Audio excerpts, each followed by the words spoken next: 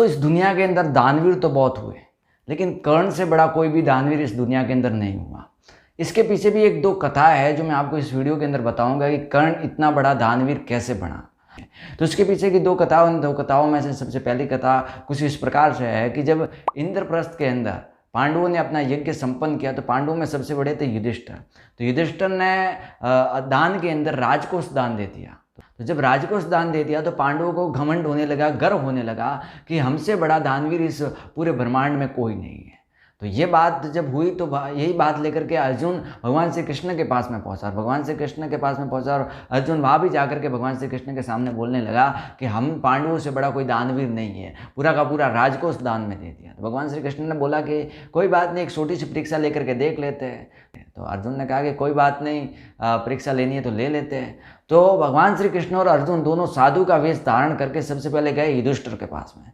युधिष्ठिर के पास में गए और युधिष्ठिर बोले कि हे सज्जन सूरवीर, हमें यज्ञ के लिए कुछ संदन की सूखी लकड़ियाँ चाहिए जो हम तुमसे मांगने के लिए आए हैं। तो युधिष्ठिर ने बोला कि हे साधु, ये तो बारिश का मौसम है और इस बारिश के मौसम में कोई भी पेड़ सूखा नहीं होगा, सभी पेड़ गीले होंगे। और इस बारिश के मौसम में मैं आपको संदन की लकड़ियाँ ला करके कहाँ से दे सकता हूँ, इसलिए मैं आपको संदन की लकड़ियाँ ला करके नहीं दे सकता, मेरे को क्षमा करें।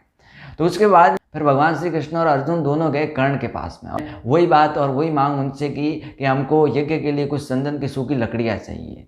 तो उन्होंने ये जब मांग की तो कर्ण ने कुछ नहीं बोला और सीधे अपने घर के अंदर गया और घर के अंदर जाकर के एक कुल्हाड़ी लेकर के आया। और कुल्हाड़ी लेकर के आया और फिर उसके घर पे जो भी दरवाजे, खिड़कियाँ और संदन की बनी हुई जितनी भी वस्तुएं थी उन सारी वस्तुओं को कुल्हाड़ी से काटने लगा और उस कुल्हाड़ी से काट करके उनकी छोटी छोटी लकड़ियाँ बनाई और जो भगवान श्री कृष्ण थे उनको जाकर के दी और बोला कि ये साधु पुरुष, ये तुम्हारे यज्ञ के लिए संदन की सूखी लकड़ियाँ। ये देख करके जो अर्जुन का घमंड था वो चूर चूर हो गया। अर्जुन के मन में जो गर्व था कि हमसे बड़ा कोई दानवीर नहीं है, वो उसका जो घमंड था, वो उसका जो गर्व था, वो चूर चूर हो गया। उसको शर्म आने लगी कि मैं अपने आप को, अपने पांडव भाइयों को इतना बड़ा दानवीर समझता था।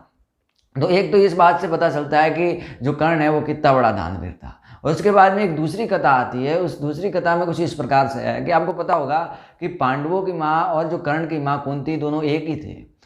ये क्या हुआ था कि जब शादी से पहले कुंती ने भगवान सूर्य की आराधना की थी और जब भगवान सूर्य की आराधना की थी तो भगवान सूर्य की शक्ति से कुंती ने एक बच्चे को जन्म दिया था, एक पुत्र को जन्म दिया था। उस पुत्र का नाम था सूर्यपुत्र कर्ण, क्योंकि वो सूर्य की शक्ति के द्वारा उत्पन्न हुआ था। तो उस सूर्यपुत्र कर्ण जो था, जब वो पैदा हुआ था बचपन में, तो उसके शरीर से जुड़ा हुआ एक कवच था जिसको सूर्य का कवच कहा जाता था।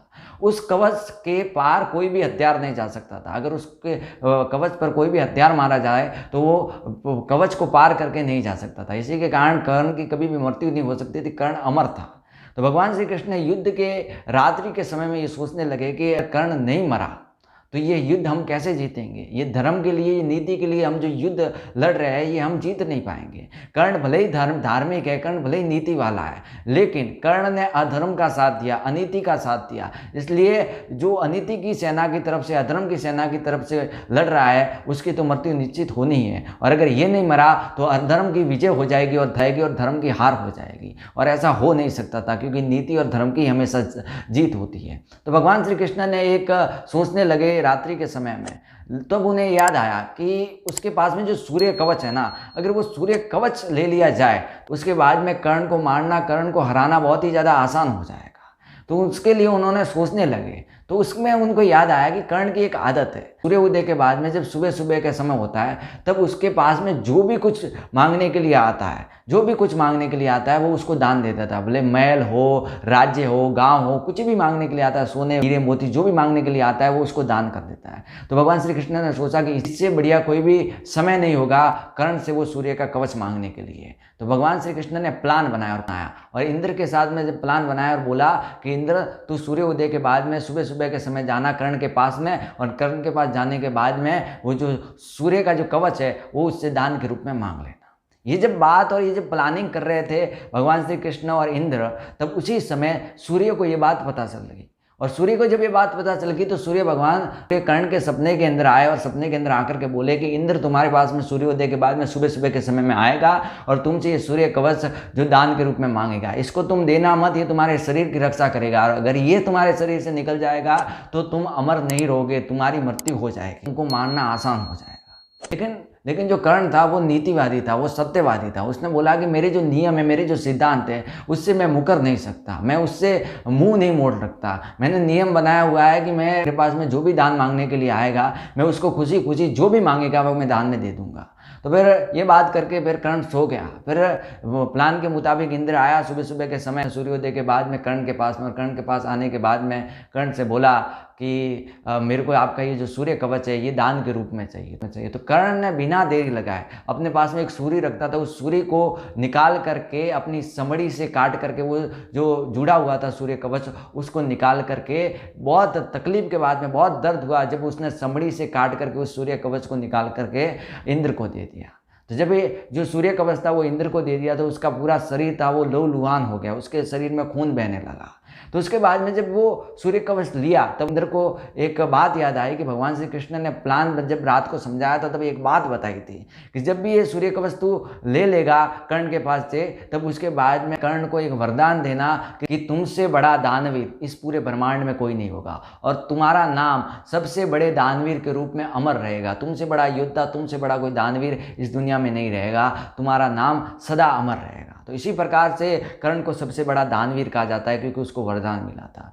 तो दोस्त, अगर आपको भी बड़ा बनना है अपने जीवन के अंदर, अपने फील्ड के अंदर, कि मैं अपने टीम के अंदर बड़ा माना जाऊँ, मैं अपने ग्रुप के अंदर बड़ा माना जाऊँ, मेरी प्रशंसा हो, तो तुमको दोस्त वैसा कुछ काम करना पड़ेगा। तुमको वैसा कुछ ज़िंदगी के अंदर काम करना पड़ेगा जिसकी वजह से लोग तुमको बड़ा माने। बड़ा नाम रखने से कोई आदमी बड़ा नहीं बन जाता। एक भिखारी का नाम धनराज रखने से वो धन का राजा नहीं बन जाता, उसको मेहनत करके धन कमाना पड़ता है। तो दोस्त, नाम से कोई बड़ा नहीं बनता, तुमको नाम के साथ में ऐसा काम करना पड़ेगा तो आपका नाम भी जरूर बड़ा बनेगा। तो अगर आपको आज का वीडियो पसंद आया हो तो वीडियो को लाइक करना, चैनल पे नहीं हो तो चैनल को जरूर सब्सक्राइब करना। दोस्तों, आपको यहाँ पर बिजनेस से रिलेटिव, मोटिवेशन से रिलेटिव, धार्मिक और आध्यात्मिक से रिलेटिव ऐसे कुछ ज्ञान की बातें मिलेंगी जो आपके जीवन को ग्रोथ में लाने किसी नॉलेजेबल टॉपिक में न्यू वीडियो में। तब तक के लिए wait for next video. Thank you. जय हिंद, जय भारत।